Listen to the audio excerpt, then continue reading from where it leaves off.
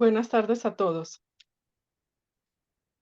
Por parte de la Asociación Mexicana de Anemia Plástica, agradecemos infinitamente su presencia el día de hoy en esta sesión clínica especial que tendremos sobre un tema que es bastante interesante, sobre disqueratosis congénita. El día de hoy, el doctor Efrén Montaño, nuestro presidente, nos ha solicitado darle la bienvenida a todos ustedes. Eh, Estamos muy contentos por esta sesión porque es una sesión que sentimos de casa, en la cual participarán personas de nuestra asociación a las cuales nosotros queremos muchísimo. Y bueno, también estamos muy contentos porque el día de hoy vamos a empezar con nuestro canal de YouTube. Entonces, esta es una cosa nueva que tenemos por parte de AMA, lo cual esperamos que puedan participar también más personas y se puedan unir a este tipo de plataformas. En el chat está apareciendo en este momento un link que es importante que ustedes puedan abrir para que pueda quedar registrada su asistencia. Les estaremos haciendo este recordatorio durante el transcurso de la charla. Esta charla, el día de hoy, será sobre un tema de uno de los síndromes de falla medular congénitos que pueden ser muy difíciles de poder diagnosticar para nosotros como hematólogos, que tiene un gran interés precisamente por la dificultad que tiene para su diagnóstico y de lo raro que es dentro de los síndromes de falla medular. El día de hoy nos acompañan 2 excelentes ponentes que nosotros, consideramos, como muy importantes en nuestra asociación. Una de ellas es la doctora Angélica Monsiváis Orozco, la cual funge como secretaria de nuestra asociación. La doctora Angélica Monsiváis es médico adscrito del Servicio de Hematología Pediátrica del Instituto Nacional de Pediatría, de donde también es egresada y donde actualmente funge como médico adscrito y profesor de hematología de muchos de nuestros compañeros hematólogos que ahora inclusive ya son profesores. La doctora Angélica Monsiváis tiene una alta especialidad en trasplante de células progenitoras hematopoyéticas. Es una persona que tiene mucho interés en todo lo que son síndromes de falla medular, leucemias y hematología benigna. Es una persona que tiene un gran conocimiento de la hematología y el día de hoy ella nos presentará un interesante caso clínico de un paciente con disqueratosis congénita. Posteriormente, tenemos el honor de tener entre nosotros también a la doctora Marta Gabriela Tavera, la cual también es médico adscrito del Servicio de Hematología Pediátrica del Instituto Nacional de Pediatría. Ella también es profesora de la especialidad de hematología pediátrica. Es una persona también muy querida para nosotros en AMA y ella desarrollará el tema de disqueratosis congénita. Entonces, pues sin más preámbulo, los invito a todos a que puedan ingresar. En un momentito más vamos a ver qué está pasando con el registro. Nos dicen que no permite el registro. Vamos a ver si existe alguna dificultad técnica en esto. Y bueno, mientras tanto empezaremos con nuestra sesión del día de hoy, que es disqueratosis congénita, caso clínico, por la doctora Angélica Monsiváis. Doctora.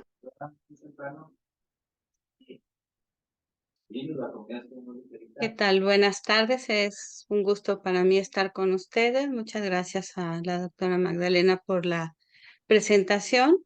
Iniciaremos con la revisión de este caso clínico en el cual queremos pues ejemplificar y que sea más fácil con esto el conocimiento de lo que es la disqueratosis congénita.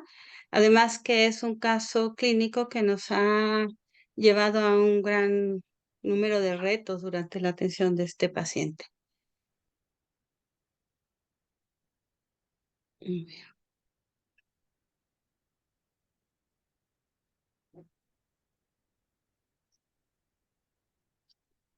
Bueno, se trata de una femenina que se conoce en el Instituto Nacional de Pediatría a los 3 años de edad en el 2014. Ella nació el 13 de abril del 2011 y fue referida a valoración por el servicio de gastroenterología. Inició su padecimiento actual a la edad de 1 año con diarreas líquidas que no tenían moco ni sangre, para lo cual recibía antibióticos, remitía el cuadro y volvía a presentarse. En las últimas 4 semanas presentó edema generalizado y acudió al Hospital de Niño Hidalgo el 18 de marzo. Ahí tenía una hemoglobina de 8.2, leucocitos 4.930, 57% de linfocitos, neutrófilos totales 1.400 y 81.000 plaquetas. Se encontraba con un hipoaluminemia importante en 1.3 y el resto electrolitos conservados. Tenía en los estudios de inmunoglobulina una disminución de IgM, y ahí en el Hospital del Niño Hidalgo hicieron un tránsito intestinal en el que veían floculación del medio de contraste, y con eso sospecharon la presencia de telangiectasia intestinal. Estuvo tratada con hidrolizado de proteínas, le administraron gamaglobulina 5 gramos y la dieron de alta el 27 de marzo con seguimiento en la consulta externa. Sin embargo, cuando se presentó en el servicio de gastronutrición el 10 de abril, le encontraron con un peso de 8.7 kilos, 84 centímetros y con datos de desnutrición importante, un peso para la edad en menos 64%, talla edad en menos 10% y peso talla menos 11%. Con esto fue remitida al instituto para su evaluación. Cuenta con los siguientes antecedentes de importancia: el producto de la gesta 1, la madre de 16 años al momento del embarazo, cursó con preeclampsia en el 7º mes, nació por cesárea de 37 semanas de gestación con un peso bajo en 1950, talla de 47 centímetros, lloró y respiró al nacer. La onfalorexis fue a los 8 días y un tamiz metabólico normal. Dentro de los antecedentes heredofamiliares se refiere que hay antecedente de endogamia, viene de un poblado que se llama San Agustín Tlaxiaco en Hidalgo, y en ese momento negó consanguinidad. Sin embargo, en un segundo interrogatorio en el 2016, la madre refiere ella había investigado y la abuela materna y la abuela paterna eran primas lejanas. A su ingreso con un peso por debajo de la percentila 3, la talla también, el pelo era escaso, delgado, con presencia de múltiples caries, la piel seca y las extremidades hipotónicas. Ahí fue valorada en gastroenterología con un diagnóstico de nutrición crónica agudizada tipo marasmo Kwashiorkor, con una enteropatía perdedora de proteínas y todo esto secundario a una probable linfangiectasia intestinal. Realizaron endoscopía con toma de biopsia intestinal en la cual encontraron colitis aguda con eosinofilia, observando hasta 30 eosinófilos por campo, datos de gastritis crónica intensa, de duodenitis, proctitis aguda y crónica. Y la química en heces con grasas positivas, considerándose un síndrome de malabsorción y probable insuficiencia pancreática exócrina. Desde el punto de vista hematológico, con hemoglobina 9.6, con neutropenia 1300, linfocitos 70% y plaquetas de 13.000. Por ese momento se pidió la valoración hematología. En el frotis se encontraba con anisocitosis, neutrófilos con granulación tóxica, linfocitos atípicos y plaquetas disminuidas. Con un negativo, se había iniciado también en el servicio de gastroenterología en conjunto con hemato, pues un panel de estudio de causas virales inmunológicas para determinar la etiología de esto, en el cual se tuvieron los estudios virales negativos, solo positivos para Epstein-Barr, pero en la carga viral fue negativo, el resto era negativo. Se investigó electrolitos en sudor que fueron normales y se realizaron estudios inmunológicos en el cual se encontró también dentro de parámetros, con excepción de C4 que estaba disminuido. Por la presencia de visitopenias y en base a los estudios que tenían de 3 meses de evolución, principalmente tenían hemitrombocitopenia, la última biometría también con neutropenia leve, pero en las previas no. Se realizó un aspirado de médula ósea en el cual se veía una celularidad normal, los megacariocitos normales y con presencia de cambios megaloblásticos y asíncronos y detención en la maduración. Recibió tratamiento con ácido folínico y vitamina B12. Sin embargo, a pesar del tratamiento, persistió con la trombocitopenia, por lo que fuimos llamados nuevamente y se sospechó que pudiera haber refractariedad plaquetaria por múltiples transfusiones. Se administró gamma globulina, sin embargo, sin resolución de la trombocitopenia, por lo que se realizó un segundo aspirado. Aquí nuevamente pues vemos celularidad normal o incluso mayor que en el aspirado previo, con megacariocitos, algunos pequeños y no productores, y veíamos la serie mieloide en todos los estadios. Sin encontrarse la causa de esto, por lo que se procedió a realizar un cariotipo y un estudio de fragilidad cromosómica para descartar una anemia de Fanconi. La paciente evolucionó satisfactoriamente, fue egresado, solamente persistió con la trombocitopenia que va en aumento y a partir de aquí perdimos el seguimiento de esta paciente por 2 años. Ya no se presentó en la consulta externa ni de hematología, ni de gastroenterología hasta el 2016, en el que cuando lo observamos llegó todavía con un peso por debajo de percentila 1, la talla también por debajo de esta percentila, con áreas de hiperpigmentación que predominaban en cara, en la frente, en el cuello, alrededor de la boca, con dermatitis seborreica, y en el cual podíamos ver unas pequeñas lesiones de distrofia ungueal en los pulgares y tenía también una caries dental importante, pérdida de piezas dentarias, el cabello escaso y con presencia de hepatomegalia y esplenomegalia. Su biometría con hemoglobina de 8.1, leucocitos neutrófilos conservados y las plaquetas habían incrementado con respecto a la última vez que la vimos 2 años previo. Al tratar de recabar el resultado de aberraciones cromosómicas, no hubo crecimiento en esto. Y así nos encontramos con una paciente que había sido abordada y con sospecha al presentar la citopenia y en edad temprana, de una anemia de Fanconi, pero en esta nueva exploración presentábamos datos de distrofia ungueal, una piel que si bien no era francamente reticular, sí con alteraciones en la pigmentación, predominantemente en frente y en cuello, sin presencia de leucoplaquia, pero sí con citopenias y datos de falla medular asociado a una caries con pérdidas dentales, talla bajo, y por lo que se sospechó que pudiera también tratarse de un paciente con disqueratosis. Hablando de la disqueratosis, podemos tener la forma clásica descrita en 1998 y para la cual se han encontrado 18 genes que se presentan en el 75% de los casos, habiendo todavía un 25% de los pacientes en que no se conoce la alteración genética.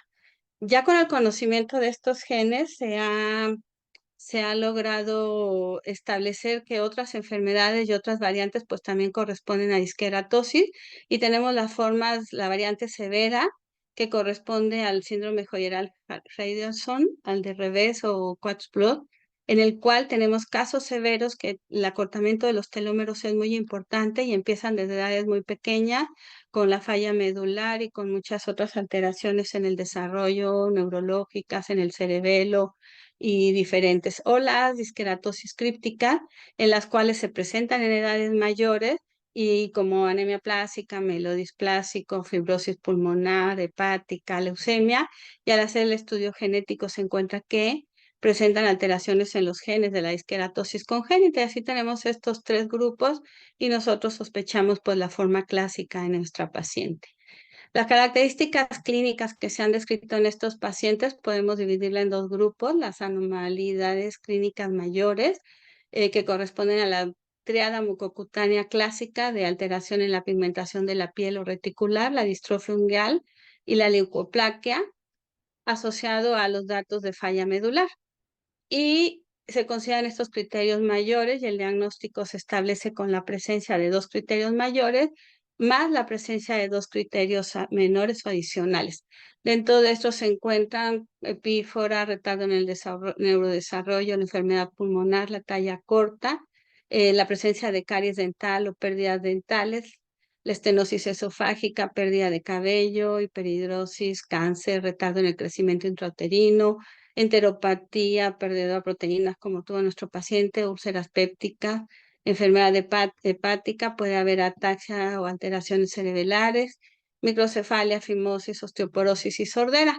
Aquí viene la frecuencia en que se presentan estas alteraciones y como de mayor a menor, y como podemos ver, pues los criterios mayores son los más frecuentes en cerca del 80-90% de los casos, de los cuales pues nuestro paciente tenía las alteraciones en la pigmentación, la distrofia ungueal y los datos de falla medular. Y también presentaba muchas otras alteraciones, como iremos viendo, algunas ya las he mencionado, como epífora, la talla corta, la caries dental, la pérdida de cabello y pestañas, siempre con cabello escaso, retardo en el crecimiento, la enteropatía, que fue el motivo al diagnóstico 2 años previo, esta enteropatía perdedora de proteína. Y bueno, aquí presentamos las alteraciones que tuvo nuestra paciente. Se realizó nuevamente un abordaje similar al anterior, en el cual vemos las citopenias, la química conservada, el aspirado parecido al anterior, con una celularidad del 80%. En la biopsia de hueso, en los causas virales, nuevamente solo Epstein-Barr, pero con una carga viral negativa, con datos de deficiencia de hierro. Sin embargo, B12 folatos que fueron normales. Los inmunológicos, ya el complemento estaba normal, sin embargo, presentaba disminución de IgM, y estuvimos viendo en diferentes alteraciones que a veces bajaban algunas de las inmunoglobulinas. En el estudio de subpoblación de linfocitos que se realizó y con estudio de doble T negativos por la presencia de hepato y esplenomegalia, vimos que estaban estos elevados. Y bueno, ante la anemia de 8, la sintomatología que presentaba, inició tratamiento con proguirón y sulfato ferroso. Se realizó el estudio de aberraciones cromosómicas, en el cual fue normal y no compatible con anemia de Fanconi, en el cual tenía aberraciones espontáneas de 0.04 y con diepoxibutano de 0.2, negativo, y aquí con el control positivo y negativo. Y se contactó se contactó con el grupo de Institutos Nacionales en Salud en Estados Unidos para realizar el estudio de longitud telomérica. Aquí tuvimos una entrevista que se hizo con los padres, en el cual se investigaron mucho los antecedentes de la historia clínica y autorizaron y consideraron que era candidata al estudio de longitud telomérica por técnica de FlowFish.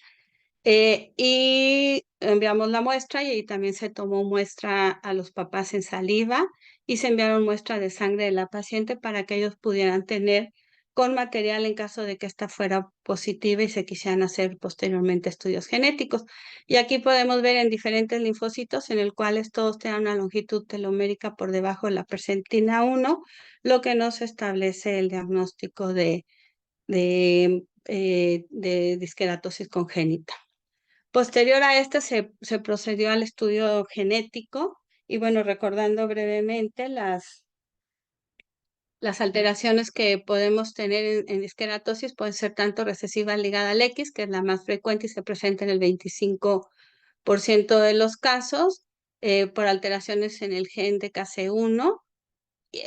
Podemos presentar en casos en forma autosómica dominante, en el cual la más frecuente es TIMGF2, seguido de TER y TET. Y bueno, aquí presento otras que se presentan con frecuencias menores al 1%, y formas autosómicas recesivas que son más raras, en el cual RTL1 se presenta en el 3%, las demás pues son menos frecuentes. Y aquí el gen y cuál está localizado en esta paciente, procedieron a hacer el NSI, el estudio genético, la secuenciación del exoma, tanto en sangre de la paciente, saliva de los padres, y se identificó una variante patogénica puntual de novo en el gen de KC1 a nivel de XQ28, lo cual pues es el gen más frecuente alterado en disqueratosis congénita. Sin embargo, es de transmisión ligada al X, y no se encontraron otras variantes en genes que asociaran a disqueratosis congénitas. Entonces aquí venía la pregunta: cómo la paciente presentaba todos los síntomas cuando la mutación se encontró en un gen ligado al X. ¿Cómo se puede explicar que una mujer esté afectada por una enfermedad por variante patogénica con un gen que es de herencia recesiva ligada al X? Uno es porque tuviera un síndrome de Turner, sin embargo, nuestra paciente tenía un complemento XX femenino y descartábamos esta posibilidad. La otra es que la disqueratosis, al ser una enfermedad con heterogeneidad de locus, podría haber variantes patogénicas en otros locis autosómicos asociados a la disqueratosis. Sin embargo, en el estudio del exoma no se identificaron otras variantes patogénicas. Y la tercera es que existía una activación sesgada del cromosoma X en la paciente, lo que favoreciera la expresión del DKC1 mutado. Y esto fue lo que encontraron en la paciente en el estudio, ya que se tenía una inactivación sesgada del cromosoma X al 100%. Esto se observó tanto en sangre periférica, también cuando se hicieron estudios de fibroblastos en piel oscura y en piel clara, y se encontró la expresión de uno solo de los alelos. Esto se ha estudiado en piel clara y piel oscura en este paciente. Se estudió a la madre y se vio que ella tenía una activación del X en una relación 70-30. Se vio que en la paciente el alelo preferencialmente activo era de herencia materna y se observó que la expresión del alelo CK1 se encontraba también en fibroblastos y se están realizando estudios en sangre periférica. De aquí se procedió a investigar cuál pudo ser la causa de que existiera esta inactivación sesgada del cromosoma X. Se buscaron variantes de los genes asociados con inactivación del XY, sin embargo no se encontraron variantes patogénicas en estos genes que causaran esta inactivación sesgada. Se buscó la presencia de otra variante patogénica en el cromosoma X y que fuera muy grave, letal, y hiciera que el otro cromosoma X que no tenía la alteración para la disqueratosis fuera por eso inactivado. Sin embargo, tampoco hubo la presencia de otras variantes. Y se buscó que no estuviera en la región XQ28, no dentro del cromosoma X, sino en otro lugar. Esto se hizo mediante FISH, usando sondas para el cromosoma X y para en la región de disqueratosis en XQ28, y en el cual se encontró que se encontraba dentro del cromosoma X, y también descartando esta posibilidad. Por lo que hasta el momento pues no se ha logrado establecer cuál es el mecanismo por el cual existió esta inactivación sesgada al 100% y que hizo que la paciente presentara toda la sintomatología. Otro de los datos clínicos que presentó y con frecuencia veíamos es el lagrimeo epífora constante. Era intermitente, de muy pequeña, lo describe la madre en los dos ojos, posteriormente persistió solo en el ojo derecho. En octubre del 2019 pues se asoció a datos de infección en agosto, perdón, con secreción amarillenta.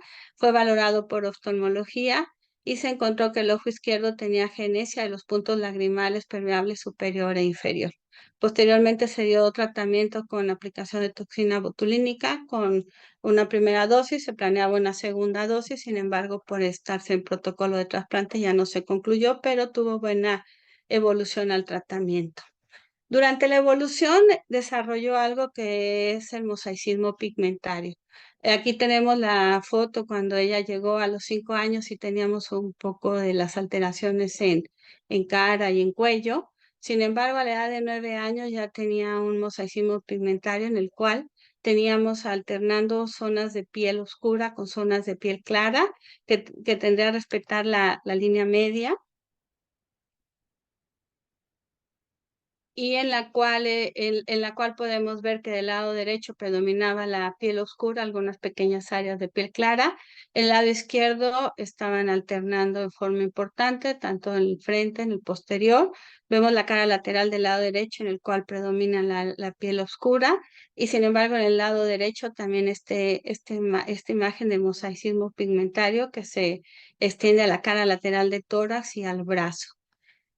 Esta no es una de las alteraciones que se han descrito en disqueratosis congénita. Generalmente el mosaicismo pigmentario se asocia a la presencia de alguna alteración o mutación cromosómica, y de ahí se procedió también a hacer el estudio de mosaicismo pigmentario en pieles claras y oscuras con toma de cariotipos para determinar qué pudiera estar causando esta presentación, que no es la que se espera en los pacientes con disqueratosis.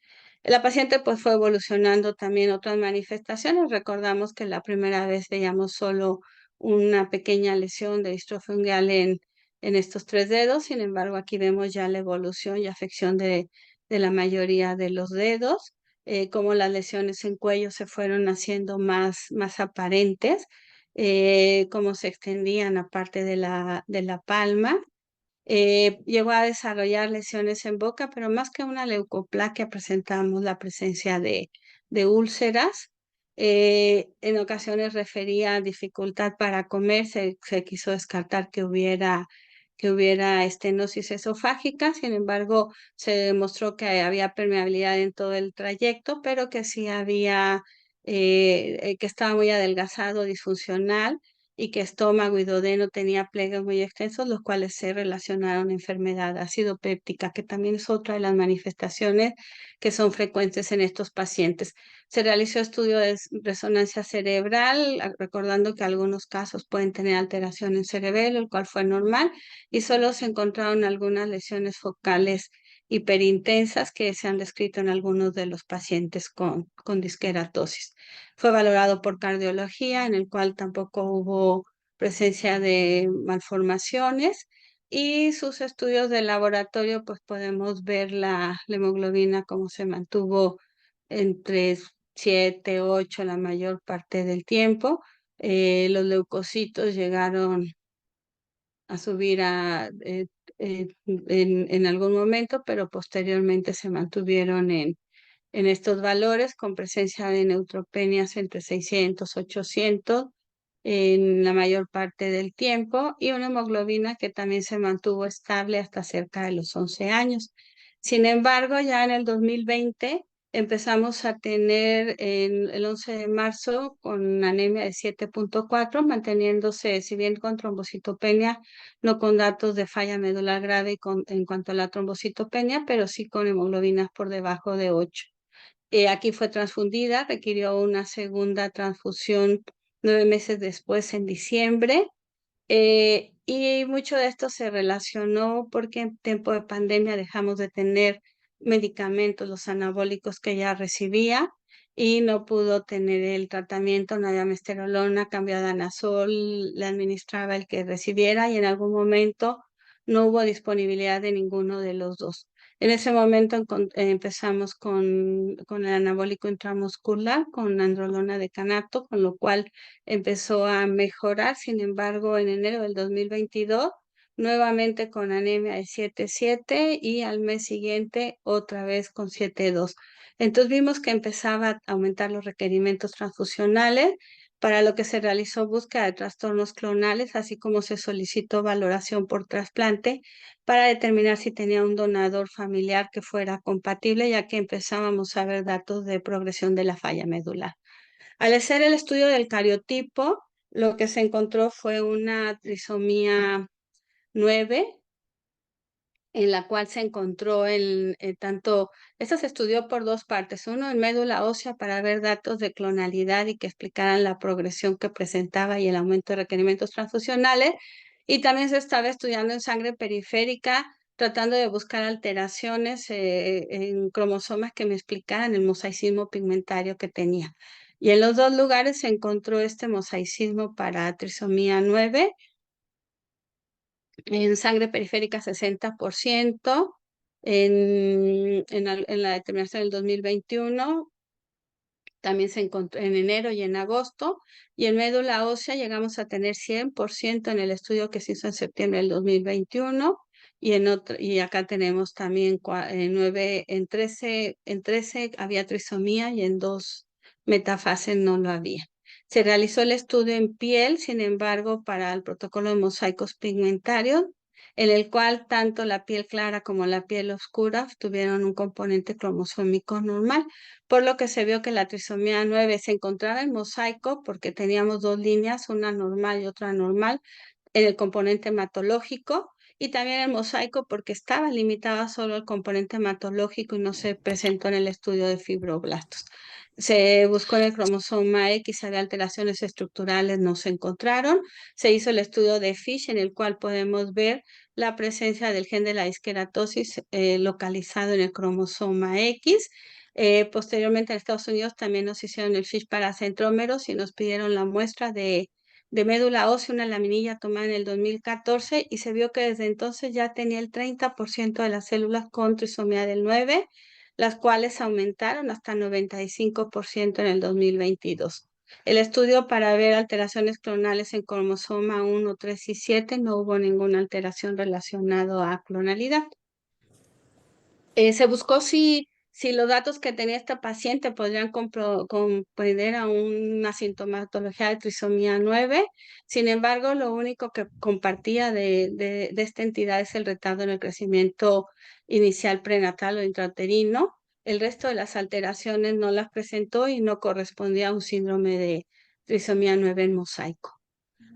Se buscó el realizar el trasplante, se estudió al hermano y a los papás, sin embargo no hubo donador compatible, tanto los papás como el hermano solo compartían un haploidéntico y se consideró de momento pues no transfundir porque apenas llevaba 4 transfusiones en este momento, habían sido escasas y vigilar cuál era el componente que tenía. Y valorarlo de acuerdo a la evolución. Sin embargo, ya en el 2023 se incrementaron las transfusiones y empezó a requerir cada mes, con lo cual se consideró la posibilidad de realizar el trasplante haploidéntico. Se seleccionó al padre en base al peso de la paciente y el padre y porque eran con isogroup.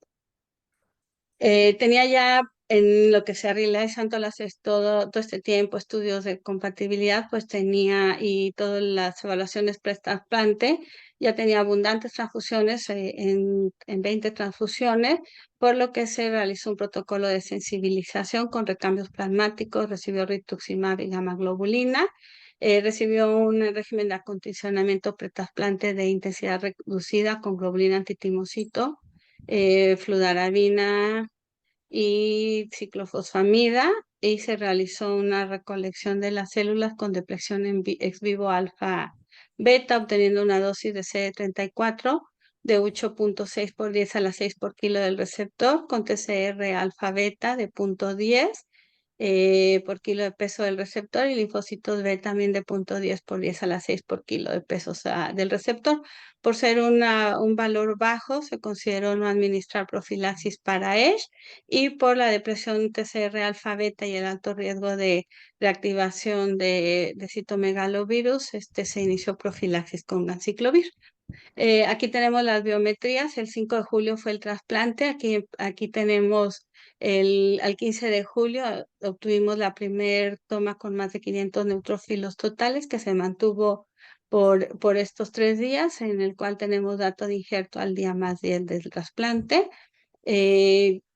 Aquí se tomó el estudio del quimerismo el 19 de julio. Había un pequeño descenso que después incrementó la cifra. Sin embargo, el 15 de agosto tenemos otra vez un pequeño descenso, se administró FEC también en una dosis, con lo cual volvió a subir la dosis y se mantuvo adecuado. El paciente fue egresado.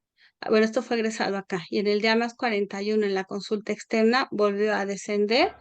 Aquí en el día más 29 se realizó el estudio de quimerismo del mes del trasplante y posteriormente recibimos el reporte de los quimerismos en el cual tuvimos un 46% en el quimerismo del momento del injerto y el quimerismo que se tomó al mes nos reporta una caída y una pérdida del injerto, en el cual se encontró en 4%. Sin embargo, bueno, estos estudios los recibimos tardíos hasta el día 28 de agosto. Con esto, pues tenemos la falla secundaria del injerto. A partir de aquí, pues es una situación complicada porque tenemos, si bien ella lo que tenía era requerimientos transfusionales, básicamente de concentrado eritrocitario, pues tuvimos neutropenias que requirió tratamiento con filgastrin, en el cual se fue estetando, subió la cifra y mantuvo cifras adecuadas. Se dio 3 veces por semana, después 2, una vez por semana y posteriormente se suspendió y se mantuvo mucho tiempo, pero ahorita en ocasiones presenta la neutropenia. Ha continuado con requerimientos transfusionales de concentrado eritrocitario cada 2 o 3 semanas y tiene trombocitopenia entre 10.000, 18.000, que en general no ha requerido tanto transfusiones, pero sí tenemos pues cifras de las células sanguíneas en menor cantidad posterior al trasplante, ¿sí? Además que pues tenemos que vigilar el riesgo de complicaciones que se pueden presentar por la quimioterapia que ha recibido. Y ahorita pues ha continuado con el tratamiento anabólico, se reinició, hasta el momento no tenemos respuesta, ya habíamos perdido esa respuesta antes del trasplante, de hecho fue la indicación, y pues continúa ahorita con el requerimiento de transfusiones de concentrados eritrocitarios. Estamos vigilando los datos de toxicidad y bueno, el presentar esto es el considerar, si bien tenemos un panorama difícil ahorita, pues yo me quedo con esta foto de ella en enero de este año, ¿no? En el cual pues la vemos contenta, presentó una depresión posterior al trasplante, se está trabajando con psicología, pudo estabilizarse, regresar a casa, ver a sus hermanitos y está ahorita en terapia y de atención plena y en esto que ha logrado mejorar su estado anímico.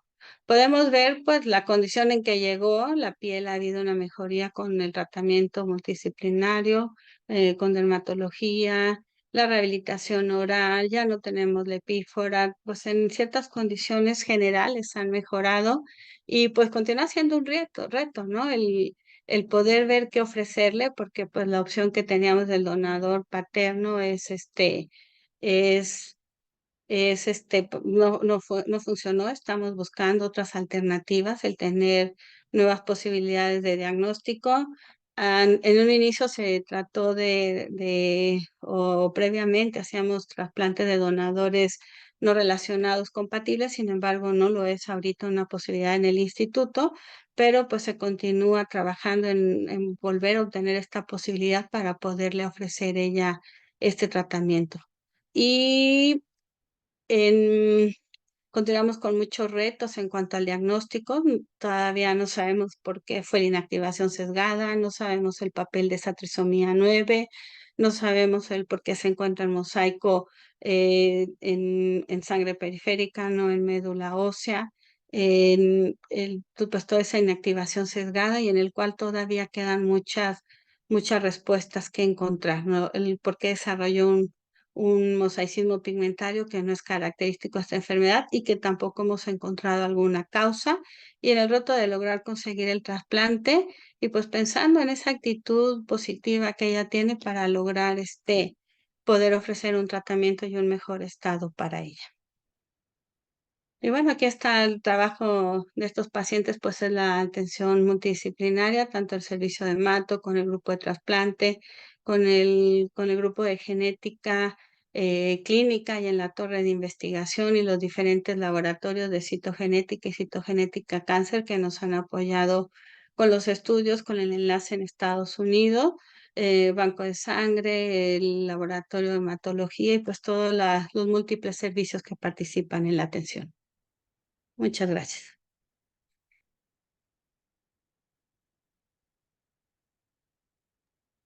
Un caso sin duda muy interesante, doctora. Le agradecemos mucho su participación y la presentación de este caso tan interesante. Dentro de las preguntas que hay del público, algunas van a quedar para el final, pero hay una que me parece interesante. Si han considerado la utilización del trombopaque en este paciente por la presencia de trombocitopenia severa. Bueno, en este momento nos hemos limitado al filgastrin. Se ha evaluado nada más que sí eh, hay que evaluar pues los riesgos y desventajas. En este momento no ha tenido manifestaciones de sangrado, no ha tenido requerimientos transfusionales de plaquetas, entonces no se ha administrado, se administró solo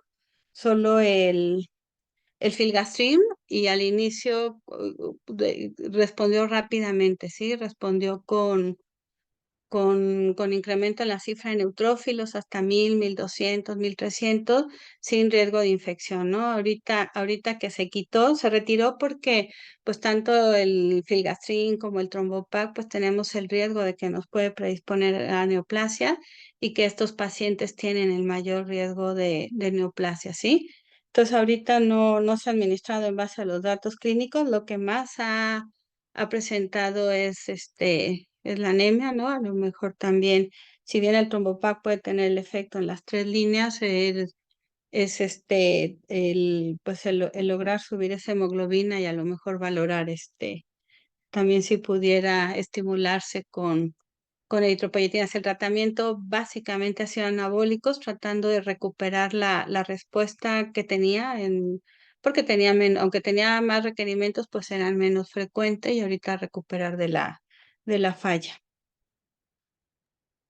Gracias, doctora. Hay otra pregunta en la cual nos piden saber si los anabólicos mejoran las manifestaciones no hematológicas en este tipo de pacientes.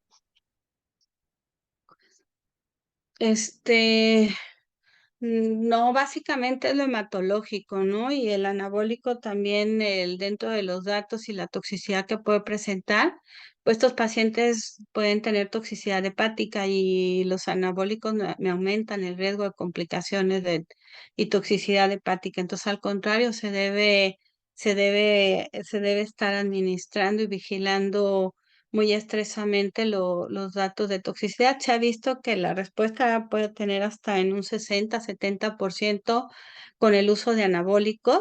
Sin embargo, muchas de estas respuestas son transitorias y con el tiempo la enfermedad progresa y la respuesta inicial que tenemos se llega a perder, ¿no? Y siempre pues requieren la vigilancia de datos de fibrosis y que se pueden presentar tanto a nivel hepático, pulmonar o las constricciones que no se ha visto pues algún efecto en los anabólicos en otros sistemas. Al contrario, aumentan el riesgo. Muchas gracias, doctora. Un caso muy interesante, que bueno, todavía existen algunos pendientes, sin embargo, creo que es uno de los casos más completos en México que podemos tener. Lamentablemente, este tipo de estudios solamente se hacen en Estados Unidos o en Europa, entonces, qué bueno que la paciente de usted tuvo acceso para este tipo de tratamientos. Es un caso interesantísimo, le agradecemos el haberlo compartido con nosotros. Y bueno, ahora, Y comentar nada más brevemente, sí, digo, sí fue una gran oportunidad porque es un paciente que el grupo de los institutos de salud lo acogieron y no lo han soltado y continúan estudiando y con mucho interés y haciendo una y otra prueba.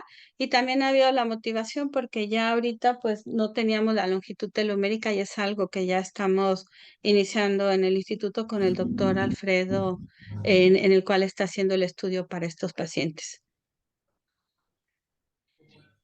sí, es un estudio que es muy importante que ya el Instituto Nacional de Pediatría empieza a realizarlo. En Guadalajara también desde hace un tiempo lo han estado realizando.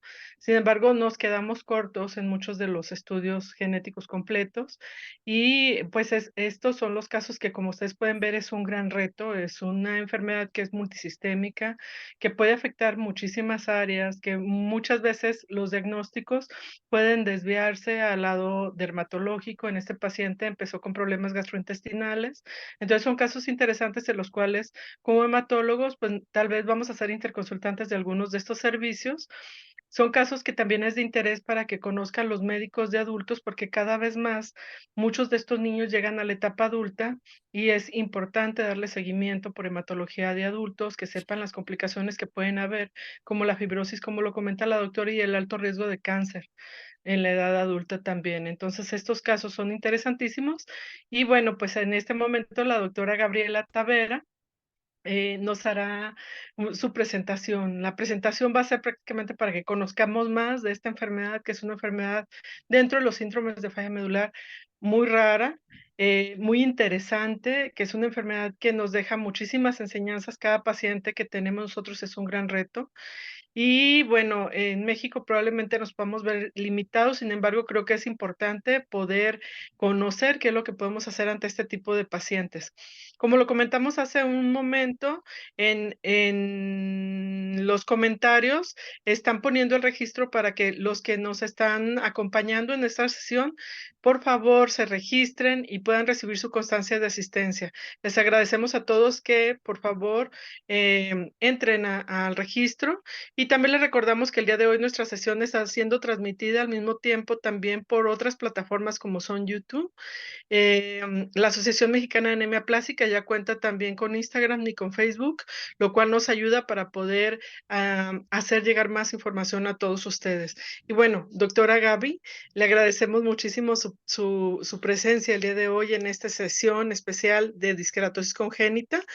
Agradecemos muchísimo que comparta sus conocimientos con nosotros y la dejamos a cargo de la ponencia. Muchas gracias. Hola. Hola, ¿sí ven la pantalla? Sí, doctora. Ah, ya, muy bien. Bueno, muchas gracias por la invitación. Iniciaré con la presentación. A mi cargo estará en los siguientes 45 minutos sobre una revisión de la disqueratosis congénita e incluso quizá podré contestar algunas preguntas de la doctora o que le hicieron a la doctora Monsiváis. Nomás que esta cosa no avanza. Ya. Ok, la disqueratosis congénita pertenece al grupo de las enfermedades biológicas de los telómeros o también conocida como telomeropatías.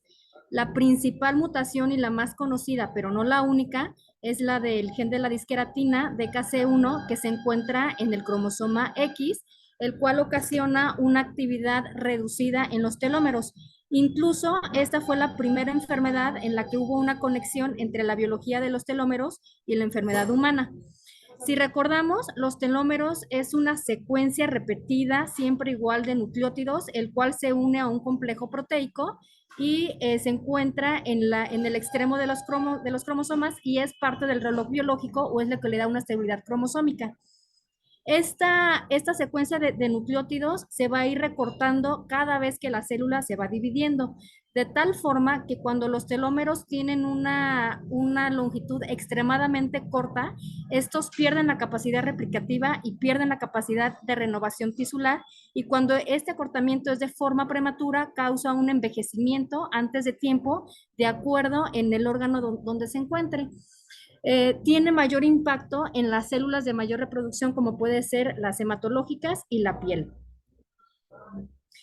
Dentro de las manifestaciones clínicas de la disqueratosis, a diferencia de otro tipo de anemias aplásicas constitucionales, la que más conocemos es anemia de Fanconi, en el cual los niños tienen o los pacientes tienen cierta fase característica, no todos. En disqueratosis congénita, no. La principal característica física o fenotípica es a nivel de la piel. La tríada es, pero no todos los pacientes la tienen, es la piel con un patrón reticular, las uñas displásicas y la leucoplaquia. En cuanto a la pigmentación o en la piel, vamos a encontrar este tipo de lesiones que tienen un patrón reticular o un patrón de encaje que se pueden ubicar en cualquier sitio. Sin embargo, el más frecuente o tienen una distribución centrípeta, es decir, a nivel de tórax superior, a nivel del cuello y también en las partes proximales, tanto de las piernas como de los brazos. En los pacientes que han sido trasplantados, estas lesiones tiene que hacer un diagnóstico diferencial con age. En cuanto a la distrofia unguial, puede aparecer tanto en manos como en pies, no todas las uñas pueden estar afectadas y la característica es que son unas uñas delgadas con unos surcos delgados, con una descamación y son uñas que crecen de forma muy lento y son frágiles. En cuanto a la leucoplaquia, la característica es una placa gruesa blanquecina a nivel de la lengua, pero también puede estar ubicada en los carrillos y no se desprende cuando se raspa. Desde el punto de vista hematológico, otra complicación son las manifestaciones hematológicas. Son muy heterogéneas, puede ser muy leve desde una macrocitosis hasta una falla medular severa con requerimientos transfusionales y pasar por citopenias leves que muchas veces son asintomáticas. Generalmente cuando aparece la falla medular, la primera citopenia en hacerlo es la trombocitopenia, seguida de manera indistinta por anemia o por neutropenia. En cuanto a la falla medular, los pacientes que tienen la tríada dermatológica clásica, la que acabo de comentar, en ellos es más frecuente que desarrollen la falla medular hasta en el 80% en los siguientes 30 años. Esto es de acuerdo con el registro de Inglaterra. En el registro de Estados Unidos es un poquito menos y a mayor edad, el 50% a los 50 años. Estos pacientes se pueden confundir, o la falla medular se puede confundir con una anemia plástica de tipo idiopático. Por lo tanto, se sugiere que en todas las anemias idiopáticas se mida la hemoglobina fetal y la eritropoyetina. Es más frecuente encontrar estos dos parámetros elevados en las anemias aplásicas constitucionales, incluyendo disqueratosis congénita. También se sugiere tomar un cariotipo, ya que es pronóstico y por la probabilidad que tienen de hacer un desarrollo monoclonal. En estas, las más frecuentes son las monosomías, la pérdida del cromosoma 5, 7, 20 y la trisomía del cromosoma 8. Otro de las complicaciones es la fibrosis pulmonar, que tiene dos patrones de aparición en el tiempo. La forma temprana sería en pediatría, que la vemos poco frecuente como una manifestación primaria. Generalmente cuando la vemos en pediatría es una complicación por el uso de quimioterapia por el acondicionamiento de un trasplante. Generalmente se observa más en el primer año posterior a haber utilizado algún régimen de acondicionamiento de intensidad no reducida, y cuando este aparece generalmente lo hacen en el primer año.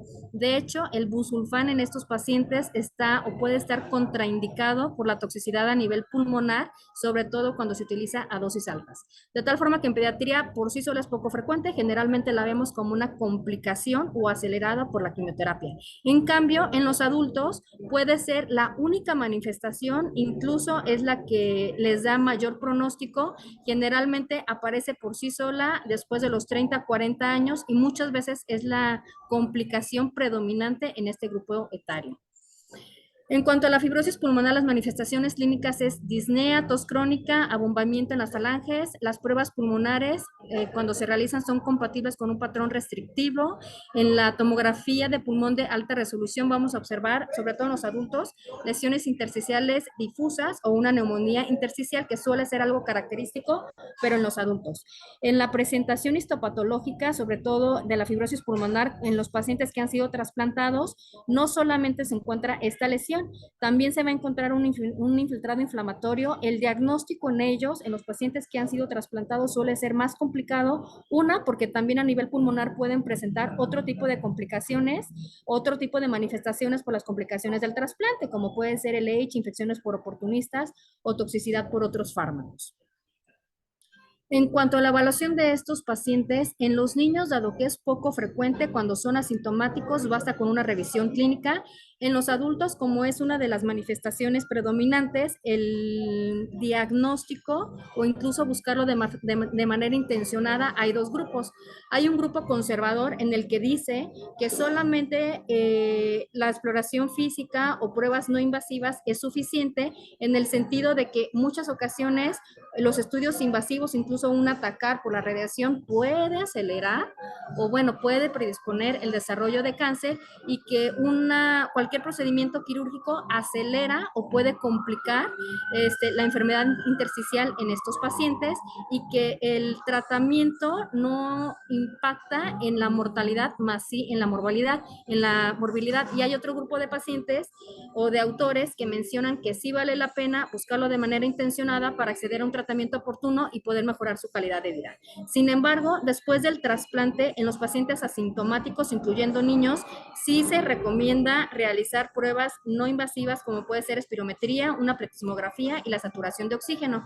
Y sobre todo cuando hay síntomas. Además de estas pruebas, se valorará cada caso, pero sí se tiene que tener en cuenta este tipo de complicación, la fibrosis pulmonar, y realizar estudios, si así lo amerita el caso, invasivos o una tomografía de pulmón de alta resolución. Otra complicaciones de esta enfermedad es la inmunodeficiencia. La característica o más frecuente es la linfopenia, que aparece en el 70% de los casos. Generalmente es por una depresión de los linfocitos B, de los NK, y pocas veces hay una depresión de los linfocitos T, pero cuando existe, generalmente es de CD4 y CD8, o bien una inversión en la relación de CD4 y CD8. También puede haber hipogamaglobulinemia de cualquier subtipo, y el espectro, al igual que la falla medular, es amplio. Puede ser desde pacientes con una inmunodeficiencia combinada severa hasta una inmunodeficiencia común variable que generalmente se manifiesta en poblaciones más tardías, como puede ser en la adolescencia. La inmunodeficiencia puede ser incluso antes de la falla medular o el paciente puede debutar con esta complicación. Los estudios a evaluar va a ser la subpoblación de linfocitos, niveles séricos de inmunoglobulinas y medición de anticuerpos contra tétanos, difteria, poliomielitis y neumococo.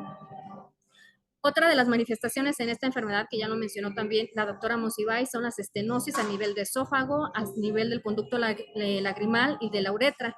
En cuanto a la estenosis esofágica, se va a manifestar principalmente por disfagia, pero también puede haber otras complicaciones como puede ser el sangrado de tubo digestivo por úlceras, por telangiectasias o por varices. El diagnóstico clínico, obviamente siempre se va a preferir más el diagnóstico certero, pero el diagnóstico clínico se dice que se trata de una disqueratosis clásica cuando el paciente tiene la tríada dermatológica, es decir, la displasia unguial, la leucoplaquia y la piel con este patrón reticular. Y la otra forma de disqueratosis clásica es en los pacientes que se presentan con la falla medular, más una de las características dermatológicas y otras dos características, que puede ser cualquiera de estas, asociadas o conocidas en la disqueratosis congénita. Estos son dos casos de la literatura en la que pretendo recalcar qué tan heterogéneo puede ser el cuadro clínico. El primero es de pediatría. Es una niña de 3 años que debutó con astenia y trombocitopenia, que se asoció inicialmente a una infección viral. Sin embargo, persistió con estas citopenias por más de 6 meses, incluso se agravaron al punto de requerir requerimientos transfusionales. Se diagnosticó como una anemia aplásica y se trató como de origen idiopático, ya que el tratamiento que recibió fue galciclosporina y tuvo falla al tratamiento. Incluso posterior a este tratamiento se agregó leucopenia, se le dio tratamiento de soporte con FEC, eritropoyetina y andrógenos sin respuesta. A la edad de los 9 años se realizó trasplante de un donador 100% compatible no emparentado y la niña desarrolló leucoplaquia, displasia unguial posterior al trasplante y lagrimeo excesivo secundario a una estenosis del conducto lagrimal y siempre se descartó que estas lesiones sean secundario a un AIDS. El segundo caso es de un hombre ya adulto de 43 años que en un examen de rutina se detectó trombocitopenia leve idiopática. 2 años después, es decir, a los 45 años, se agregó una característica dermatológica que fue la displasia unguial en manos y la pigmentación reticular en piel y la exacerbación de las citopenias, de la trombocitopenia y de la anemia. Fue un dermatólogo quien le hizo el diagnóstico por estas características dermatológicas y finalmente, a través de los años, desarrolló fibrosis pulmonar. Entonces, en el primer caso, lo que quiero recalcar es que en ocasiones los pacientes van a debutar con una falla medular y no van a estar características que nos hagan pensar en el diagnóstico de disqueratosis congénita. En el primer caso fue primero la falla medular, después del trasplante incluso la tríada dermatológica y a la edad de los 15 años desarrolló la fibrosis pulmonar. Y en el adulto la realidad es que es poco probable sospeche de esta entidad por unas uñas anormales y por una trombocitopenia leve. Sin embargo, en el segundo caso, el paciente debutó con trombocitopenia, anemia, después desarrolló la tríada dermatológica, que fue cuando se hizo el diagnóstico, y finalmente fallece por un carcinoma de células escamosas y por fibrosis pulmonar. Y ya para terminar en cuanto a las manifestaciones clínicas, estas pueden aparecer de origen o tan temprano como en la edad de recién nacido o bien de forma tardía. Cuando las vemos al nacimiento son estos subtipos de disqueratosis congénita que generalmente se van a sospechar por alteraciones neurológicas, principalmente retraso en el neurodesarrollo, ciertas características como puede ser falla del medro y microcefalia. Otra de la triada mucocutánea puede aparecer en la edad preescolar, escolar a los 6 años, la falla medular tan temprana como los 3 años y la fibrosis pulmonar como una manifestación primaria, no como una complicación, generalmente después de los 30 años de edad. En cuanto a estos subtipos, el síndrome de Hoyer-Reidarson, que además de tener los criterios de disqueratosis congénita, cursan con hipoplasia cerebelosa y los casos más severos fallecen antes de los 10 años por dos complicaciones, la falla medular y la inmunodeficiencia combinada severa. Otro de los síndromes es el síndrome de Revée, que también es criterios de la disqueratosis congénita, y la característica es la retinopatía exudativa bilateral, y casos más severos también alteraciones neurológicas, como puede ser retraso en el crecimiento intrauterino y la calcificación intracraneal. Bien, en el síndrome de Coats, la característica, además de la disqueratosis congénita, es una calcificación intracraneal, pero en sitios muy particulares, como puede ser el tálamo, ganglios basales, en la corteza dentada y profunda, y también puede haber quistes cerebrales, y a nivel de retina, telangiectasias y exudados. Pueden aparecer otras complicaciones como una osteopenia y por lo tanto presentar fracturas patológicas, hemorragia gastrointestinal y retraso en el crecimiento intrauterino. En cuanto al diagnóstico, hay que medir los telómeros, y demostrar que están acortados. Una forma de hacerlo es a través de la citometría de flujo con FISH, en la cual los telómeros del total de los linfocitos van a tener una longitud menor que la primera percentila de acuerdo a la edad. Este tipo de estudio tiene una sensibilidad diagnóstica del 97% y una especificidad del 91%. La longitud de los telómeros por debajo del primer percentil en 4 o de preferencia, bueno, puede ser en 3 o 4 subpoblaciones de linfocitos, ya sea linfocitos T, D, NK o de granulocitos. También se prefiere, a medida de lo posible, el panel genético. Actualmente se conocen más de 44 mutaciones. El panel genético incluye todas estas. La más frecuente es el DKC1. Sin embargo, también hay otros que tienen cierto impacto a nivel hematológico. Los que más se relacionan con alteraciones hematológicas es el TERC y el TERT, y este tiene un valor pronóstico un tanto peculiar. Cada vez se incluyen más otros genes dependiendo de cómo se vayan haciendo los registros, y el hecho de no tener una mutación conocida tampoco excluye el diagnóstico. En los pacientes que tienen una disqueratosis congénita clásica, pero que no se encuentra algún tipo de mutación conocida, se sugiere con fines de investigación la secuenciación del exoma. En un estudio de 231 pacientes, el patrón de herencia puede ser de autosómico dominante con o sin este gen, que es el TINF2. También puede ser de autosómica recesiva o ligada al cromosoma X. Los de mejor pronóstico pudiera ser este grupo, en el cual la supervivencia a 64 años, aquí llegan a los 64 años, es de 60 a 67%. En cuanto a los autosómicos recesivos o bien ligados al cromosoma X, la supervivencia a 31 años es del 24 37%, y en los autosómicos dominantes con esta mutación generalmente es más frecuente que ocurra de nuevo, a 27 años es del 19 a 39%, y en ellos es más frecuente encontrar alteraciones a nivel hematológico. En cuanto al abordaje diagnóstico, como vimos en los casos clínicos de la literatura, muchas veces en ocasiones, la primera manifestación va a ser la falla medular, y es frecuente que se confunda con una falla medular de origen idiopático. Por lo tanto, en todos los pacientes con esta complicación hematológica, se sugiere realizar diagnósticos o estudios para descartar anemia de Fanconi con aberraciones cromosómicas, citometría de flujo con FISH para medir la longitud de los telómeros, y el panel genético de mutaciones germinales para falla medular.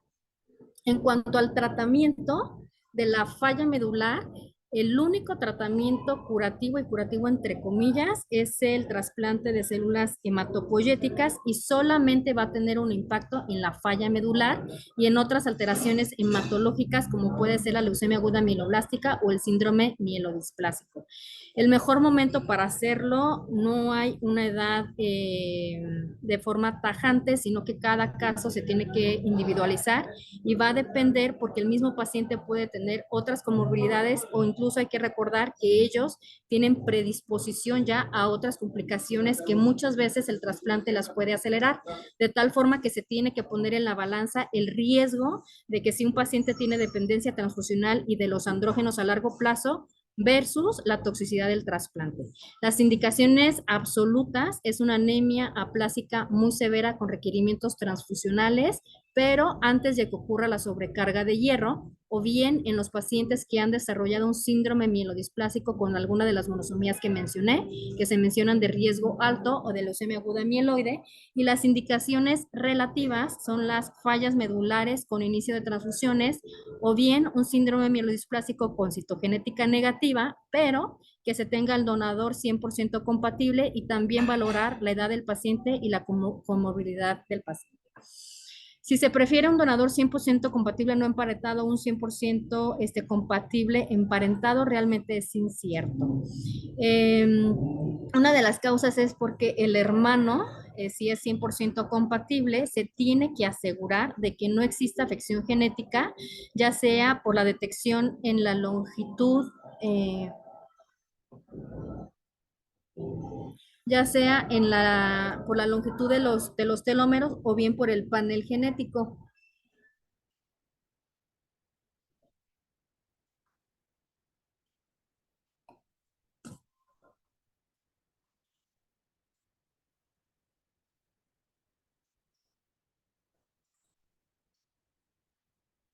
Hola, ¿sí me estuvieron oyendo o no? ¿Hola? Sí, Por un segundo se sí. perdió, pero Ah, sí soy yo. ok, entonces sigo. Sí, doctora. Ok, perdón, ¿eh? Entonces, a ver,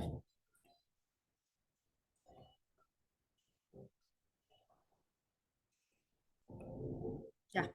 En cuanto al acondicionamiento, bueno, habíamos quedado acá que si se va a hacer el trasplante de un donador 100% compatible, se tiene que asegurar que el hermano no exista una afección genética, y a medida de lo posible se sugiere medir la longitud de los telómeros y el panel genético.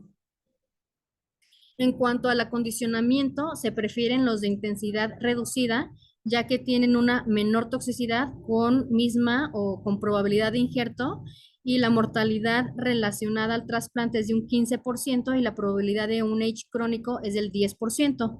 La supervivencia es mejor en los trasplantes cuando se utiliza un acondicionamiento de intensidad reducida. La supervivencia libre de evento a 3 años es del 62% y la supervivencia global es del 66%, que es mayor que cuando se realiza un acondicionamiento intensivo, en el cual la supervivencia es de 45%, incluso hay reportes de un 20%. El acondicionamiento de intensidad reducida se trata con fludarabina, con ciclofosfamida y con alemtuzumab. También tiene impacto dependiendo de quién es el donador. Cuando es un 100% compatible versus un haploidéntico, va a tener mejor pronóstico el compatible emparentado a 5 años con una supervivencia de 74% versus 34% cuando es haploidéntico. Recordar que el trasplante solamente va a mejorar la falla medular, pero el resto de las complicaciones no. Incluso puede acelerar algunas o puede predisponer alguna de las complicaciones preexistentes en este tipo de pacientes.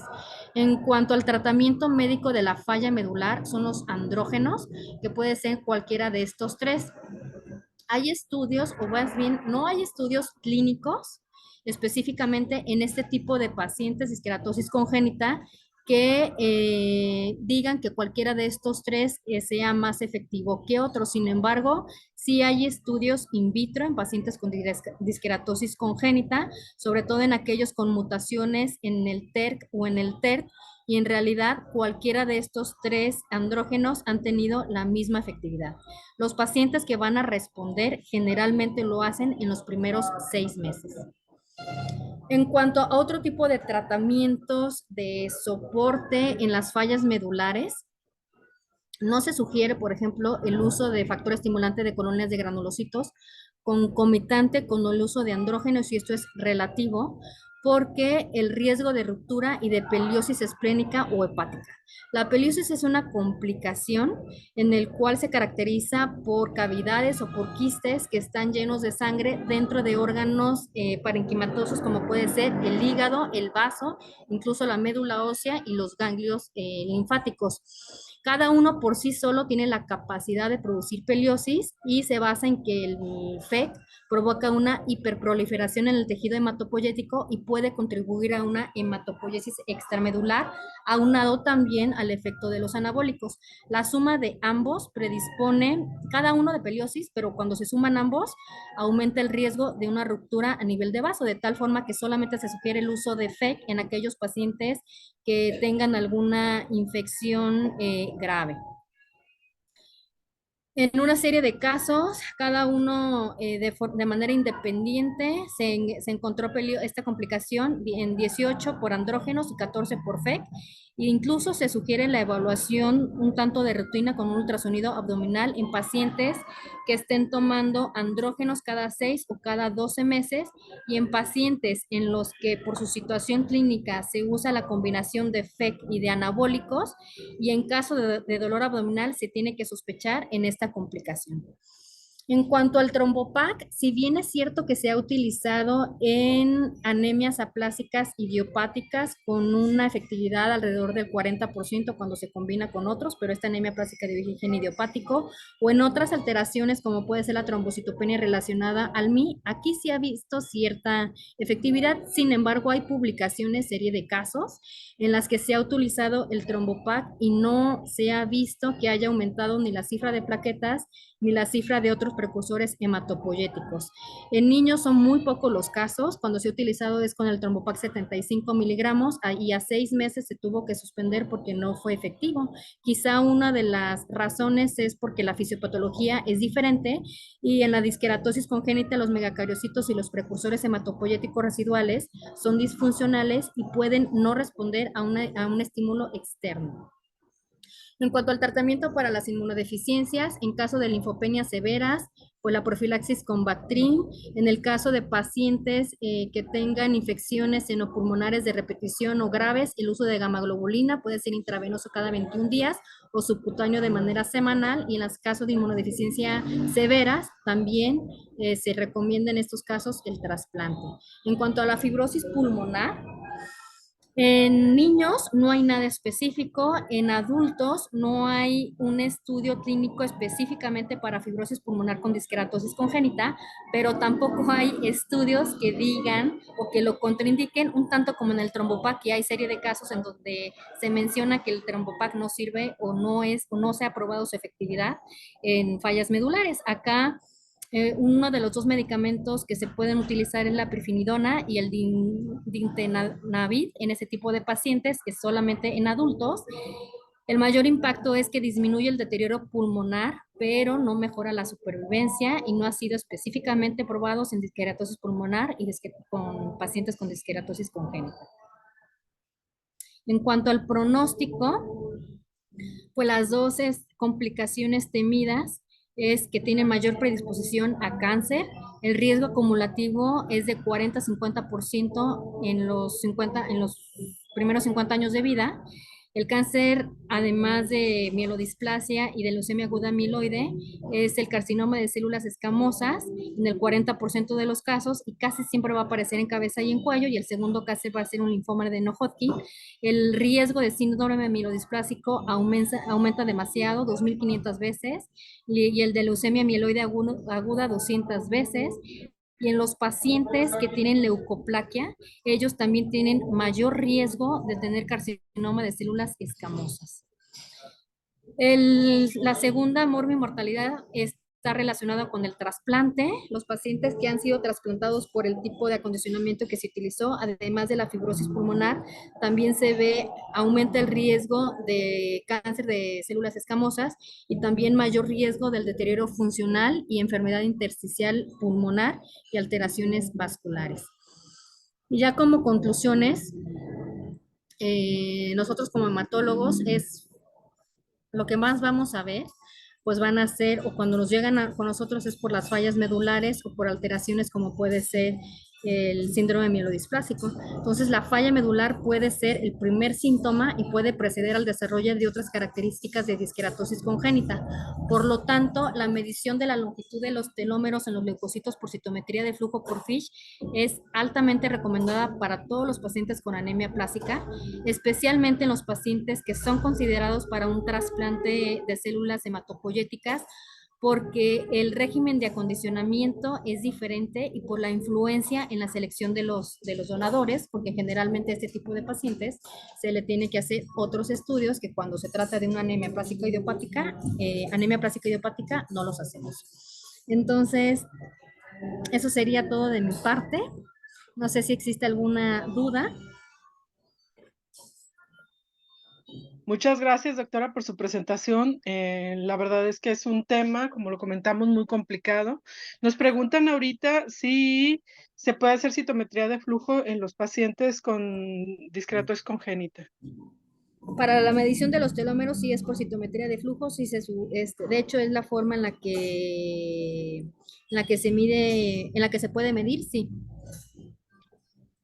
También nos preguntan si actualmente existe algún tipo de terapia génica en estos pacientes con disqueratosis congénita. De terapia génica aún no, sí hay moléculas, ya no lo platiqué, pero sí hay moléculas que de manera indirecta tienen cierta influencia en un complejo que se llama PAPD5, que lo que hace es estabilizar a los telómeros, sobre todo a nivel sanguíneo, y se ha visto que mejora la falla medular, pero está todavía a nivel experimental, pero terapia génica como tal, aún no. Puede haber enzimática. Gracias, doctora. También nos preguntan que en el adulto es frecuente que a los pacientes se les haga valoración pulmonar. Sin embargo, pues ahorita están viendo que también hay algunas alteraciones en la piel. Preguntan cuál es la parte de la piel que más afecta en este tipo de pacientes con disqueratosis congénita. Es la triada clásica que es menos frecuente en los adultos, pero cuando está presente es el patrón reticular, que es el que suele aparecer primero, que también tiene una distribución como en el niño, que es en tórax y en cuello, pero también pueden ser las uñas, menos frecuente en los adultos la lengua, pero puede ser cualquiera de las dos, tanto a nivel unguial como a nivel de piel, es menos frecuente y muchas veces también no es generalmente la primera manifestación en los adultos, sino que puede aparecer en el transcurso del tiempo, ¿no? Por eso a veces es difícil su diagnóstico, ¿no? Porque a lo mejor esperaríamos que tuvieran característica facial o ciertos fenotipos característicos y la realidad es que cuando no presentan la tríada dermatológica es difícil pensar en este tipo de complicaciones, ¿no? Sí, definitivamente son casos muy complicados.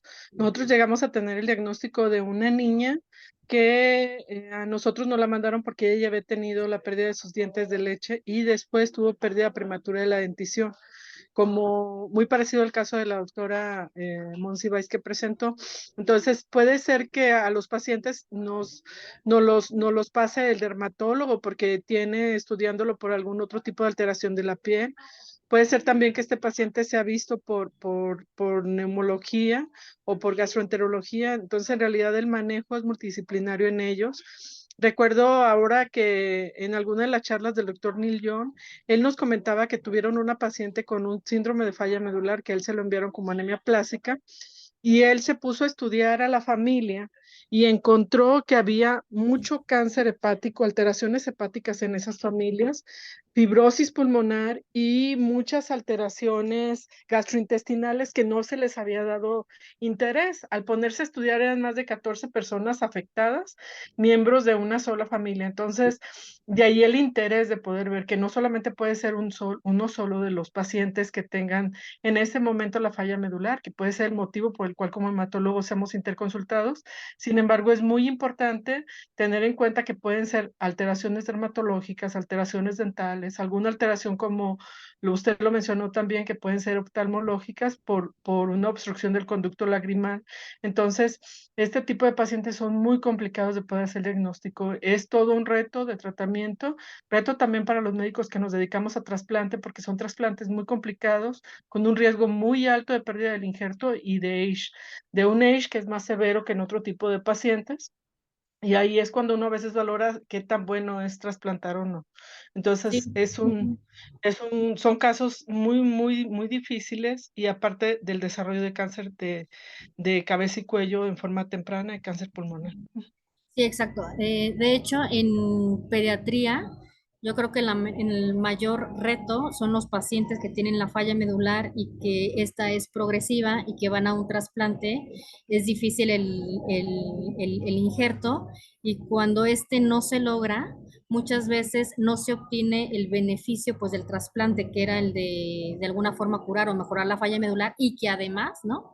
Cuando quedan con la falla medular que muchas veces se exacerba por el trasplante, más la suma de las complicaciones de la disqueratosis congénita que ya tienen predisposición y que se puede exacerbar por el uso de trasplante, ¿no? Entonces, en los pacientes pediátricos o no pediátricos, pues, con falla medular que fueron trasplantados y que no injertan, realmente es todavía mayor el reto de tratamiento, porque pues realmente ya no hay mucho que ofrecerles de manera en falla medular más que un segundo trasplante con mayor riesgo y con un donador que muchas veces no tenemos al alcance, el donador 100% compatible, no emparentado, ¿no?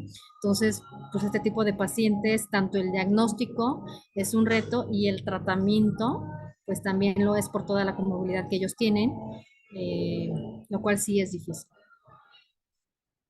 Nos preguntan, doctora, si existen algunos otros síndromes, aparte de la disqueratosis congénita, que se acompañen de este acortamiento del telómero. Sí, existen otros síndromes. Este es el que más pues se conoce en realidad en las patologías de acortamiento o de los telómeros, pues cada vez se conocen más, pero el diagnóstico y por lo tanto tener una casuística exacta, pues es complicado, ¿no? Apenas en el instituto no hacemos o no tenemos la oportunidad de hacer a todos los pacientes el panel genético. Las poquitas veces que lo hemos logrado hacer, lo hemos mandado fuera, pero bueno, pues es complicado el diagnóstico, ¿no? Ujú. Gracias, doctora. También nos preguntan si existe en México algún lugar en donde se pueda hacer el estudio genético para poder referir a los pacientes. En México no lo sé, no sé si en Guadalajara ahí sí me vas a ayudar. Nosotros cuando lo hemos hecho, no sé si puedes decir a dónde lo mandamos, pero lo hemos mandado a un laboratorio que está en San Francisco, California, que se llama Invitae. Ahí lo hemos mandado, incluso actualmente tenemos un paciente con disqueratosis congénita que debutó con trombocitopenia, posteriormente hizo la falla medular y la triada clásica. Tuvimos la oportunidad de hacer el panel genético, pero lo hicimos en el extranjero y resultó con TERT. Ajá. La paciente se trasplantó, desafortunadamente no injertó, y pues estamos en la misma complicación del caso que presentó la doctora Monsiváis, pero bueno, contestando puntual la pregunta, si hay en México, no conozco el dato, creo que hay un grupo que lo está empezando a hacer, pero todavía no está abierto para todo el público, están en fines todavía de proceso de desarrollarlo. Las pocas veces que hemos tenido la oportunidad de hacerlo, lo hemos mandado al extranjero. No sé si haya alguien conectado de la torre de investigación del grupo de la doctora Benilde que pudiera contestar. En realidad, en el Instituto Nacional de Pediatría está empezando a hacerse el estudio de fallas medulares congénitas con el doctor Alfredo Rodríguez, como lo mencionó la doctora Monsiváis. Sin embargo, pues prácticamente está empezando este grupo, y es algo interesante que podríamos mandar nosotros nuestros pacientes para que ellos puedan hacerse de un pool de pacientes más grandes y poder estandarizar mejor esas pruebas. En Guadalajara nosotros tenemos un tiempo haciendo el acortamiento del telómero, y también estamos haciendo de un tiempo a la fecha el FISH en estos pacientes. Sin embargo, es complicado, también por el número de pacientes que es muy reducido. Nosotros, en todo el tiempo que tenemos con la clínica de síndromes de falla medular, hemos tenido solamente 3 pacientes con disqueratosis congénita. Sin embargo, son casos muy bonitos, son casos que hay que estudiarlos y que hay que comprender. Entonces, creo que como hematólogos es un gran reto. Este tipo de patologías claro que abre también la ventana para los investigadores que quieren ver fallas medulares.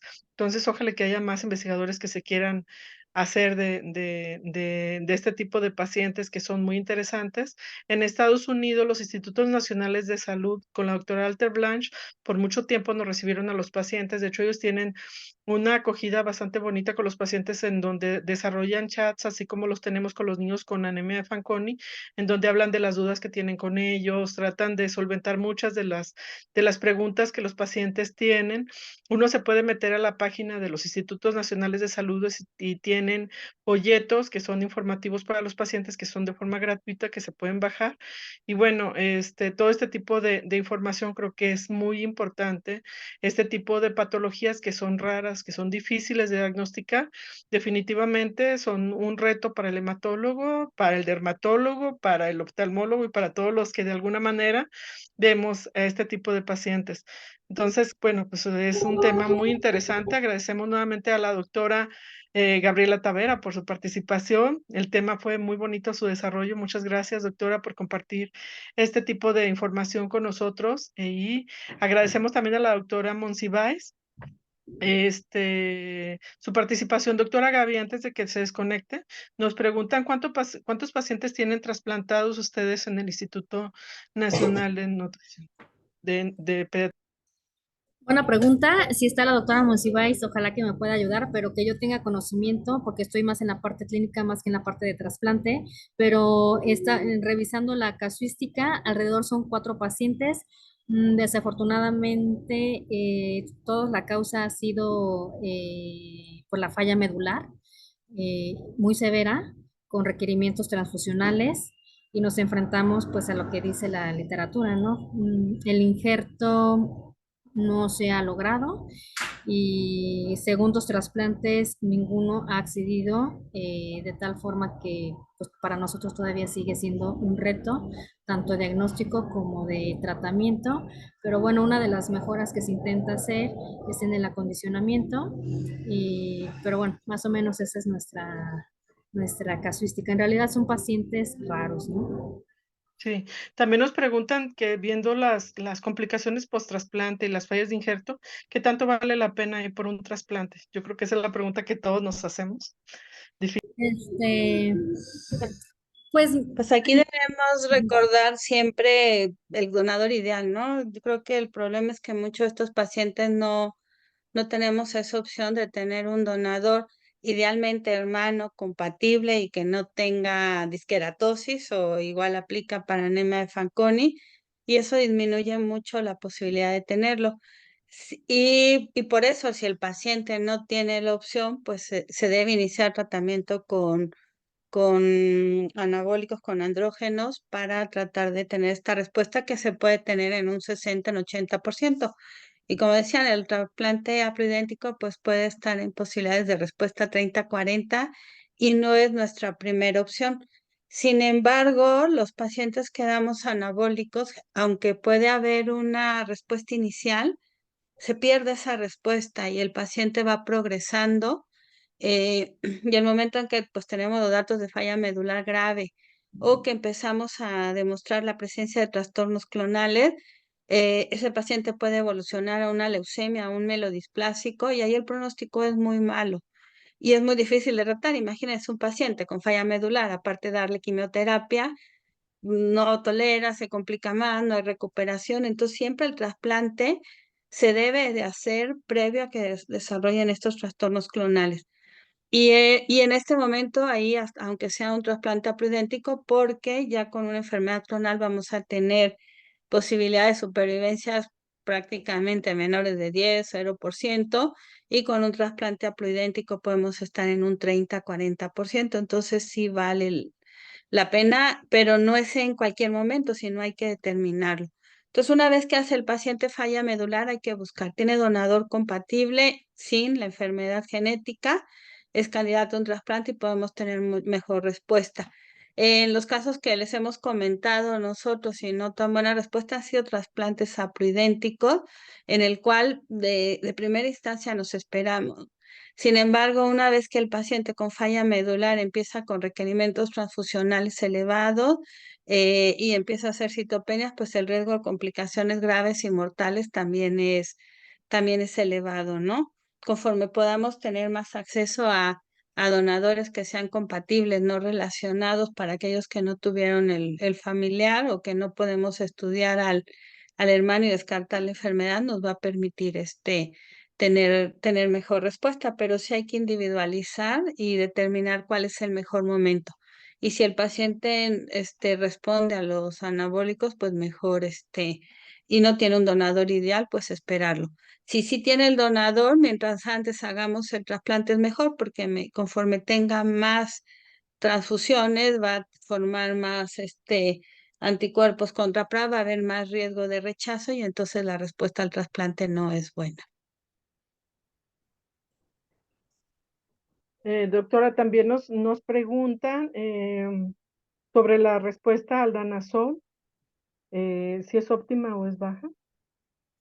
Como lo mencioné, en la literatura y lo que se menciona es, no todos los pacientes van a responder a andrógenos, incluyendo danazol.